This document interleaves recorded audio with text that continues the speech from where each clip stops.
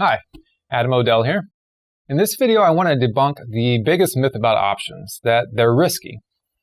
First, let's talk about why people think options are risky, and then I'll show you why they are not risky. Here's a question for you.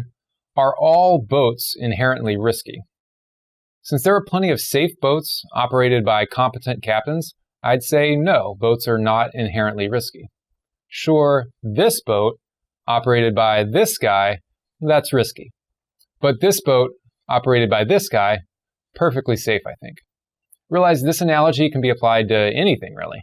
Anything can be a little risky in the wrong hands or done the wrong way. And of course, it works just the same with options. If you were to invest your entire life savings into one option expiring in just 1 month, then yeah, you're using options like this guy. But you wouldn't do that, right? So I say drop the act, quit believing that stupid, misleading claim that options are risky, and learn why they can actually be safer than stocks. There are 2 reasons why options are actually safer than stocks. First, an option contract, which allows you to control 100 shares of a stock or ETF. It will always require far less capital than it takes to buy 100 shares of the same stock or ETF. Here are 5 examples taken from actual options recommendations I've shared with Cycle 9 Alert readers. You see what I mean? For these examples, the average cost of 100 shares of stock was roughly $7,000. Buying an option instead costed an average of just $282, and you'd still have control over the same 100 shares of the stock, for a roughly 96% discount, essentially. Now, this is a major advantage that options have over stocks. They require very little capital. And the bottom line is, when you have less money committed to a position, you have less risk in the market, period. Now let me show you the second reason why options are actually less risky than stocks. You've probably heard about stop losses, and you may even use them yourself as a protective measure when you buy stocks. Well, in theory, stop losses allow you to determine how much you're willing to lose if a stock goes against you. And after your position has lost that amount, your stop loss order should trigger, selling your position and thus stopping the losses. Well, that's all fine in theory, but in reality, stop losses are far from a foolproof method of keeping potential losses limited to a reasonable amount. In fact, they guarantee you nothing with respect to how much you can actually lose. What's the reason for that? Well, what we call gaps. You see, sometimes terrible news comes out on a stock overnight, and by the time the opening bell rings the following morning, the stock may begin trading at a much lower price than the day before. Let's say you buy 100 shares of $100 per share stock, costing you $10,000. You decide you don't want to lose more than $1,000 or 10%. So you buy the stock for $100, and then you place a stop loss order for $90, essentially instructing your broker to sell your stock as soon as it dips to $90 or below. Well, in this situation, you'll assume that your risk is limited to 10%, right? But what if the stock gaps lower the next morning and opens at, say, $80? Well, I can tell you what will happen. Your broker will sell your shares, the ones you had bought at $100, and he'll sell them at $80, handing you a loss of $2,000 or 20%, twice the size of the loss you had been willing to accept at the time you made the trade.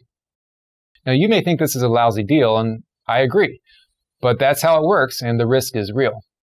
Consider that Intel once gapped 24% lower in a single morning, that Waste Management gapped 31% once, and shares of SuperValue once opened 36% below their previous day's close. Had you set a 10% stop loss on any of those positions at that time, you would not have lost 10%.